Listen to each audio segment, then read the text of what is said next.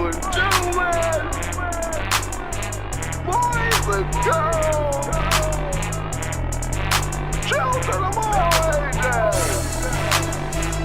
you are now being introduced. TTS, what it do? What it do? Ladies and gentlemen, boys and girls, children of all ages, TTSP officials proudly brings to you another People of the Village. We are here. We are back. It is LA Bandit in the background, and we've got a great artist right here. Can you please tell the pretty and ugly people out there in the world who you are? Hi, everybody. My name is Warren, California, and I'm from the band DRQLA. Dracula. Yeah, and that's spelled DRQLA. We put a little hipster twist on it. Facts. Yeah. Man, so how are you doing today? Good. I actually just got off work. I'm a little bit sleepy, tired, but hey, I'm here, right? Hey, Showing up is everything. We both are right now. Man, I've been seeing you guys everywhere. Absolutely. I love rock, but I love y'all music because I feel like Thank you. I feel like y'all been listening in my window about what I was going through. And then, Appreciate you, brother. Y'all just recently did a song at the last event I saw you at Yeah. on the 5th at iCore. Yeah, the Wolf's Den showcase with Icor, right? Yeah. What was the name of the songs that you guys performed there? Oh, so we did Whatever, and we also did our new single, and it's called Family and Friends. Really? That was the last song? That was the last song, correct? Okay, right. yeah. I'm gonna put some of that footage up there too, so y'all can see that. Thank you. That was a good one. Thank you. Okay, so I'm very curious. Dracula. Right. How did the band get started? So to be straight up, Dracula is actually a one-man project, which is me, Warren, California. I write all the songs, I mix, produce, master, and I do all the artwork for Dracula. I didn't know. And the boys, Andre Ruin on bass and Crazy Drew on drums, they're basically hired by me to execute my vision for the band. And so we have a studio component where it's just me as Dracula in the studio doing all the mix, mastering, yada yada. And we have a live component where we include Andre Ruin on bass and Crazy Drew on drums. Oh wow, that's crazy. Yeah. So the name doesn't change. The name doesn't change. See, no, I learned something new today. See, I didn't even know that. I thought the whole band was named. Okay. Yeah. That teaches a lot. Yeah. So how long have you been doing music? I've been doing music. If you want to be honest, like I've been doing music from like as young as I can remember. I first started playing the piano at the age of 3, and and so I grew up. I never really took it seriously. Always just dabbled in a little bit here and there. But it all really came. It came to like a point where when I was 15 and I took part in the talent time competition in my high school, and I was like. And I actually won it, which I didn't expect to. And I kind of told myself, maybe this could go somewhere, you know? Mm-hmm. Yeah. And from there onwards, I kind of never looked back. Just consistently just been trying to hone my craft, you know, play the guitar, put in the hours to just practice, and try to get my songwriting skills up. And through a lot of trial and errors, and I guess that's where I am today, right now. What was the spark to get you like, you know what, I'm gonna really hone in on this guitar skill? Right. So I started listening to a band called Guns N' Roses. Oh yeah. And Slash kind of became my idol. Okay. You know, the way he would just have that swag and like have the cigarette out of his mouth, and so I was like, I got to play like that, you know. I can see the swag. I can see the Slash swag when you up there on stage. Thank you. So Slash is he's forever gonna be like my number one like guitar hero, and yeah, I started out like just trying to emulate him, but along the way I just kind of like found my own style, you know. So yeah, that's that's how it all began. Okay, so Dracula, is there a meaning behind that? Yeah. Let's get a little dark, all right? Okay. So Dracula, it's really what it is. It's about vengeance. It's about blood. Mm-hmm. It's about coming back from the dead to take back from those who took away from you. Okay. Right. So it's really about calling out these people who suck the living shit out of you. And a lot of the times, Dracula's music. I mean, on a very superficial level, it's a lot of profanities and vulgarities. But really, what it is about, it's about taking back that control and telling those people that, hey, enough is enough, and we won't stand for that shit anymore. That's expression. So, thank you, and that is what Dracula is about. I like that. So how did you come up with the name? Like what was was there any other name that you came up with prior to Dracula, or you just knew this was going to be the one that gets it? That's the one. I just knew that was the one that was going to get it, because I always felt beaten down. I always felt like I was trodden on by the people, and some of these people, they were supposedly the closest people to me, and I just always felt like they held my head down and sucked the life out of me, you know. And I just went around for a little bit. I felt depressed. I felt like there wasn't any point to life, and I literally felt like The Walking Dead. So and that was why I came to a point where I decided that I had to come back, almost like from the dead, and reach out and strangle these motherfuckers who were sucking the life out of me. I can understand that. I can understand that. So let me ask you this: what's your nationality?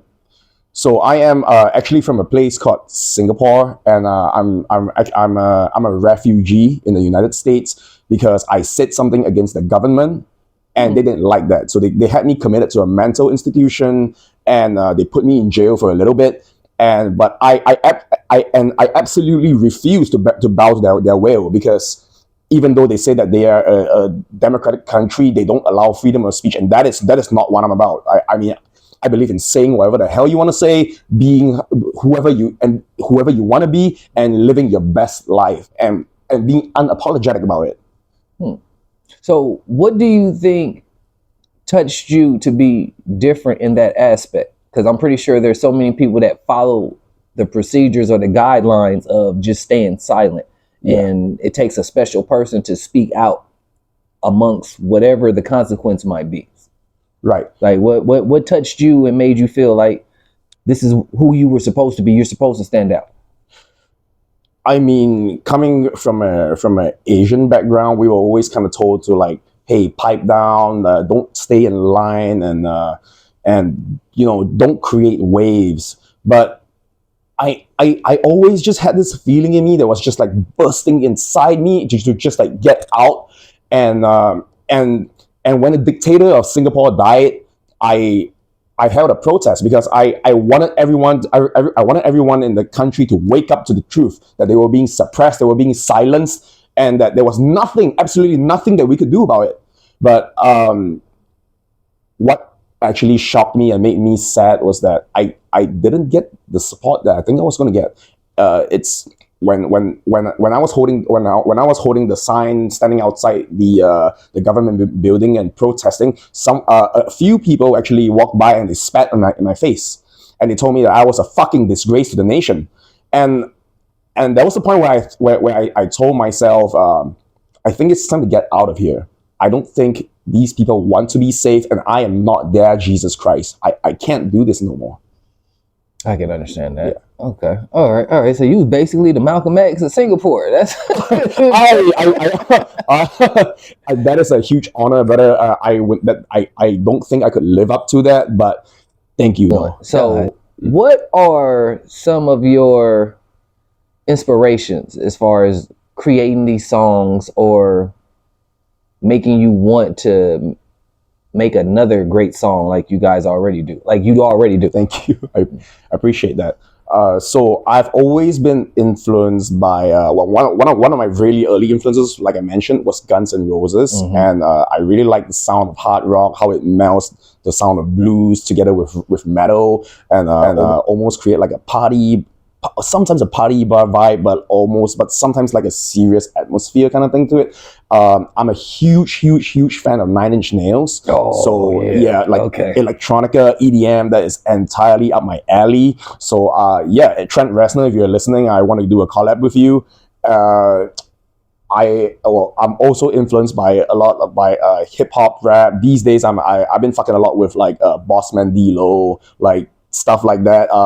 Always been a fan of Snoop, Tupac. So I tend to combine a lot of like hip hop influences together along with rock and metal. And Yeah, because you're opening my eyes right now. Because now when you're saying all the artists that you are influenced by, right. I see the form of your music now, because it Thank has you. all of that. I could never say like, oh yeah, they're rock, and I'm like, no, because they got a little spice and bounce on the back end. Yeah. There's something going on there. Yeah, right, that's right. fly. That's fly. So Thank you, bro. I mean, it takes a lot. You have to be very eclectic to put all of that together. Thank you. I appreciate that. So what?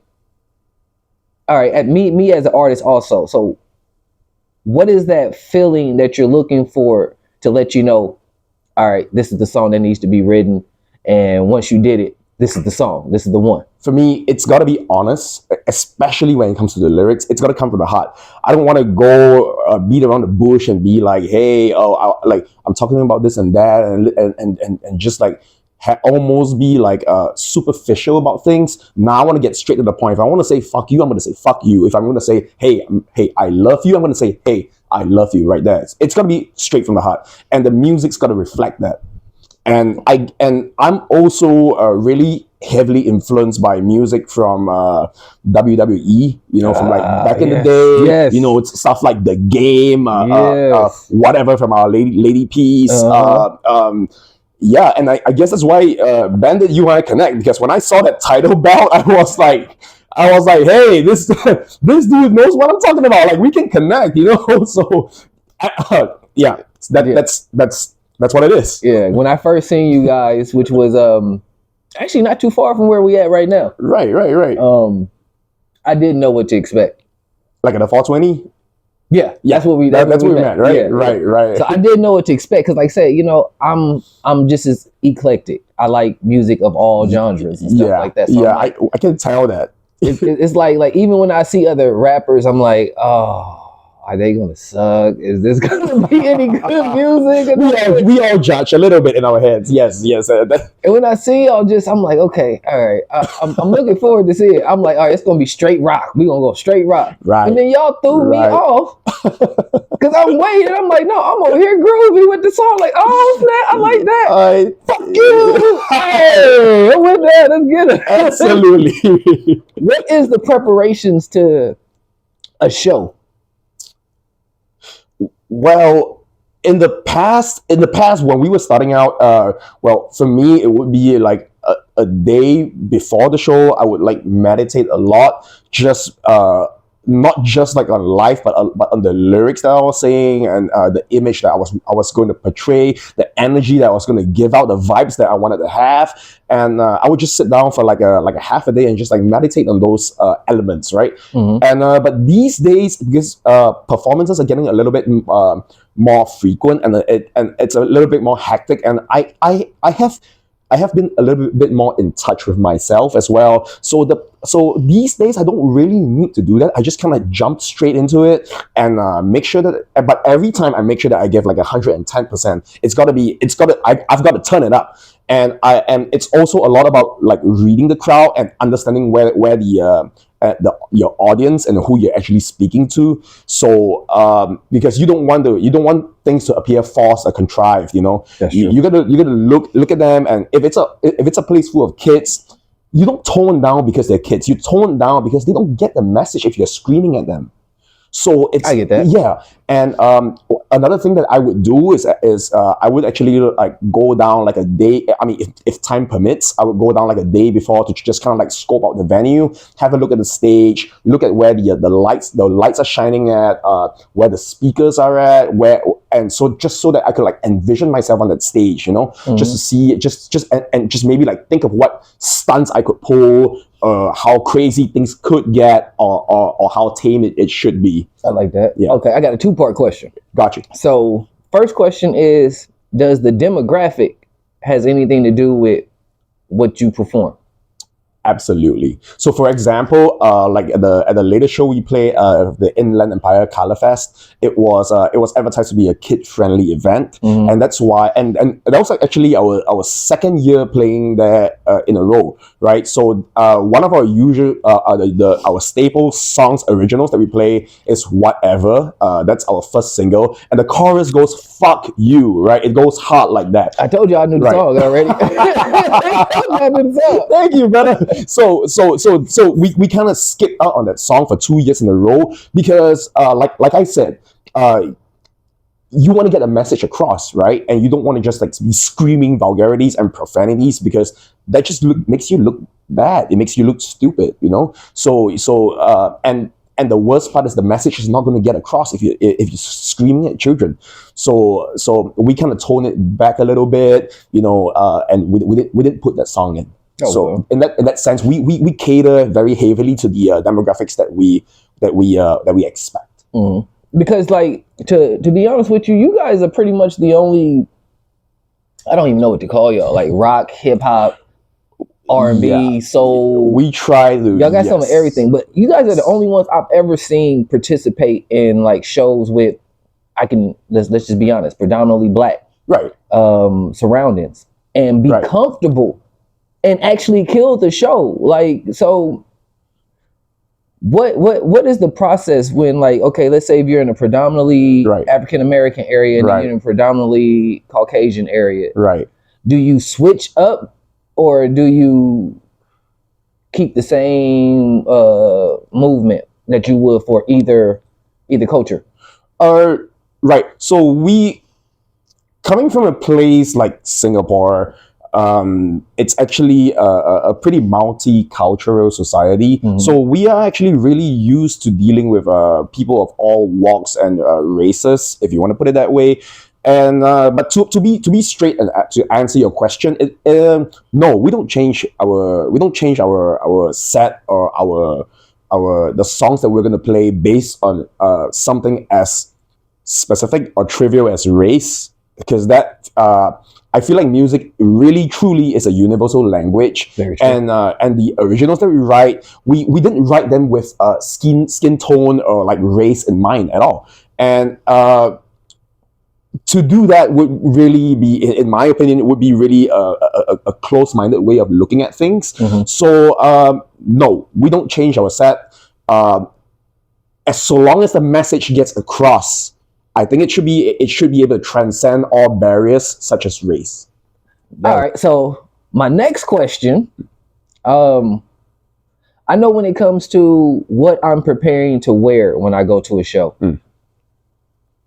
I think about the idea of what I'm trying to come across. I already know more than likely the belt's coming with me. Correct. So I'm trying to find something that's going to match it. I appreciate it. Love the bell. Something that's going to match it, you know, compliment it, not overdo it or anything like that. So I've seen you guys actually perform, and I don't think I've seen you guys look the same when you perform. Right.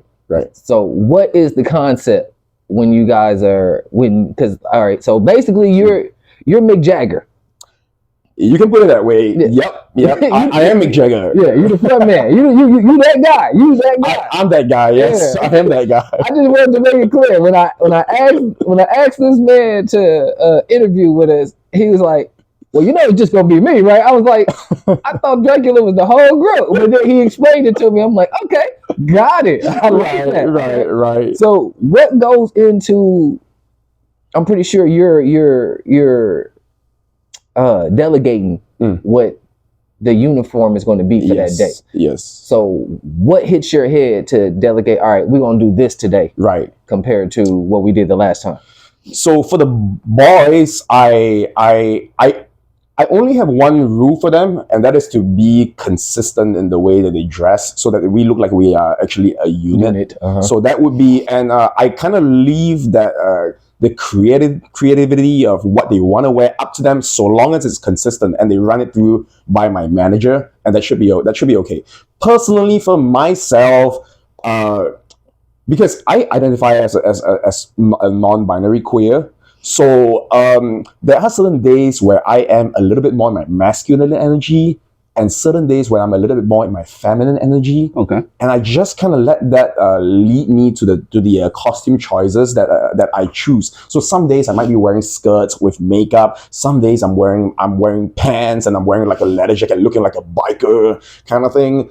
So it really depends on how I'm feeling, or which phase of my life I'm in. So right now I'm actually in a really masculine energy. So for the next couple of shows, you're not gonna see me with makeup. You're gonna see me looking like a madman kind of thing. Okay. Yeah, and that's how I kind of decide. And also, I try to also be consistent with the boys. So so even though I'm doing something like special or far out, it's still maybe we have an element that ties us together, for like a bandana, or I would match their color scheme, or if I'm wearing a wig, it would be a color that is that matches what they're wearing. Okay, I can see that. I can see that. That's like I like old school music, so that's kind of like Bootsy and them when they used to dress up. Yeah, no, I know what you're talking about, right? Bootsy with all the pimpy hats and the shoes. Yeah, that's exactly it. I can see myself like that. Yeah. So, what do you think about because like I said, really watching you guys, I'm not a big fan of a lot of rock. I became a fan of you guys, and it's a pleasure because I actually know y'all too, so I can be like, yeah,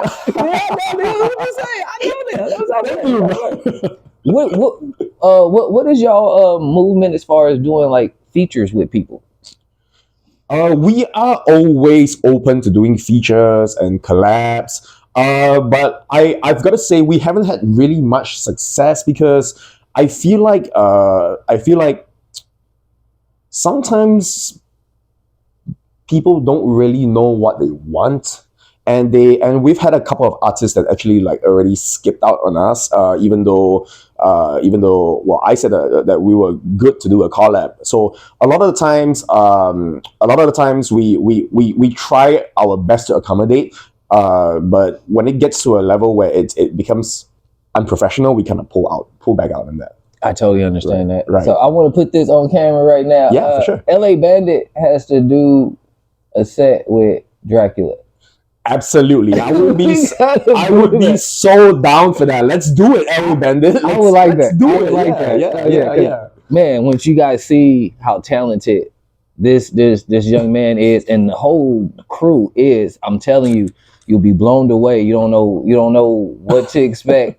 And you're too kind, Bandit. I'm not. Anybody who knows y'all know me. Y'all know Bandit. Look, I'm so straight to the point. If you suck, you suck. If you're garbage, you're garbage. Love that. Talent is talent. Thank so you. let's have a little fun with this one. If you were because I always say that I get to run into other mutants. You have to have some type of superpower to be in the business that we're in, and absolutely stay an original. So if you were a mutant or a superhero, who would you be? Who emulates you more? Oh, I would love to be Professor X. Oh, see, look. I would love to be Professor X. Like, control everything with the power of his mind, just like that. Bend reality, just like that. Like, man, your claws ain't gonna do shit to me. You know, like that's exactly what I would be. I like that right there. That's the perfect one right there too. I always tell people I'm Professor X because I get to run into other mutants. Exactly. You're like, oh yeah, great. Oh, you control metal. Oh, that's great. Like, you control metal. I control mental. Right, so that's what it's gonna be, you know. I like that. Okay, so do you guys have any shows coming up? Yes, actually, we have a show on the 20th of July coming right up. It's gonna be a little market event called Misery Business. Okay. Yep, and we're looking to play a show in the Whiskey A Go-Go somewhere in August. So keep your eye out for that one. Okay. Go on our Instagram at drqla.jpg to stay afloat and keep updated on our shows. We're also looking to expand to San Francisco, San Diego. So watch out, San Francisco and San Diego, because the creatures of the night are coming for you. Right? Hey, I like that. I like that. Okay. What is a song? I mean, you write a lot. So What is 2 songs you feel people should really pay attention to? Well, the first one that I'm going to bring up is going to be the newest single that we have, and it's called Family and Friends. So if you think Family and Friends is going to be a nice little song, I think you're going to be really shocked by what it's really about. Yeah. What it's really about, it's about these people who surround us, who call themselves our family and friends, and they tell you what to do, and but really they're just doing it for themselves. Mm-hmm. And Manipulative. yeah, manipulative shit, and that's what I fucking hate. So that song's written and dedicated to these motherfuckers, and yeah, and it's really it kind of tells my life story, and so I would be very really honored if you gave that a listen. The second one, it's a little bit of an underrated gem. It's gonna be Devil and the Deep Blue, because that one's a piano instrumental that I wrote, and You played it too? I play the pianos too. Yeah. Ooh, on the keys, killing them. Okay, Thank you. Thank you. So Devil and the Deep Blue, it's really that little feeling that sits in there right at this point in your chest and sternum where it gets cold right before you make a super big decision that you know is going to change your life or someone else's life, and you're not quite sure what the outcome's going to be, and so you feel a little bit of that flutter, that butterfly right in the spot right there, and at some point you tell yourself you just got to bite the bullet and carry it out no matter what the consequences are. So that's what that song's about. So if you give Devil and Deep Blue a listen, I would also be really honored, because I'm putting that on my playlist. I would say that would be the most honest song that I have, and it's an instrumental. I like that. So what advice would you give to any artist coming up in the business? I don't want to sound like a cliche, but really, really don't give up, because it's because you might feel a little bit of relief giving it up. You might feel like, hey, the pressure's off of you, but you're not going to be able to sleep well at night. Take it from me. Yes. I have tried walking away from music so many times in my life, and I just find myself going back to it. Like I could quit it for like 6 months, and then I hear something, like someone say something, and it just resonates and it rings in my head the entire day, and I just gotta put it out on the guitar. I just have to like output it or play something on the piano, write a little something, even if it's poetry or just like words, just some stuff you scribble on a notepad. But that's still music, Yeah. So and if it's in you, it's in you. Yeah. So really don't give up, and don't care about what anyone else is telling you, and work on your craft. Practice. Don't do drugs, because you might think they're going to get you somewhere, but really it ain't. It's going to get you somewhere you don't want to be. Yeah. And let's tell these people once again where they can find you guys at. Right. So you, on all platforms, look for us. It's Dracula. It's going to be spelled DRQLA. So on Instagram, we are DRQLA.jpg. On TikTok, I am DRQLA.talk. And I am also on Spotify as DRQLA. And it's all Dracula. And y'all already know with every interview we tag the artist, so you're going to get all the information you need. You guys have to make sure that you follow this young man and their journey to the greatness that is ahead of them. You don't want to miss out. Is there anything you want to tell the people before we go? Thank you for listening to my rant. I mean, yeah, like I told Bandit when I came in here, I didn't know I had all these answers in me, and it's a little overwhelming. I'm gonna go home and think about this. But thank you for listening to me and attempting to understand this mess that I am. But yeah, thank you, and thank you, just thank you so much. Give my music a listen, see if it resonates with you. If it doesn't, that's totally cool. I mean, at least you gave it a try, right? Yeah. Check us out, follow us, give us your love and your support, and I will see you all at the top. Yeah, so we're going to put the links to their music, and you make sure y'all go and check them out before it's all said and done. This is People of the Village, TTSP. Yay! Signing out. Holla! Holla! What it do? What it